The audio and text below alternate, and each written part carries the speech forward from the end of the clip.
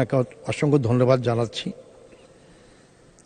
আমি আজকে আমার নির্বাচনী এলাকা রংপুর 2 বদরগঞ্জ তারাগঞ্জবাসীকেও আন্তরিক ধন্যবাদ জানাই যে তারা ভোট না দিলে আজকে আমি সংসদে আসতে পারতাম না এবং আজকে আমি কথা বলার সুযোগ পেতাম না।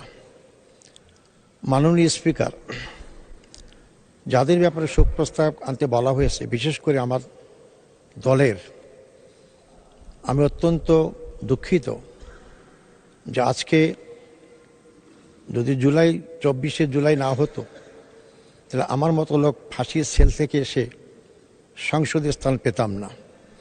আমি প্রথমেই সেই জুলাই যোদ্ধাদের আন্তরিক মোবারকবাদ এবং ধন্যবাদ জানাচ্ছি, যাদের ফলে শুধু আমি না, যারা দেশ এবং দেশের বাইরে ছিলাম, যারা কারাগারে ছিলাম, যারা কোনো সময় কল্পনা করিনি, আজকে আমরা তার মহান জাতীয় সংসদে উপস্থিত হতে পেরেছি এবং আজকের এই সেই জাতীয় সংসদ।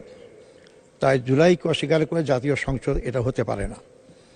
মাননীয় স্পিকার, মরহুমা বেগম খালেদা জিয়া, আমি তাকে দীর্ঘদিন ধরে জানি, তার পাশে কাজ করেছি। আমি যখন ঢাকা মহানগরীতে দায়িত্ব পালন করেছি তখন থেকে আমরা স্বৈরাচারী আন্দোলনে তার পাশে ছিলাম।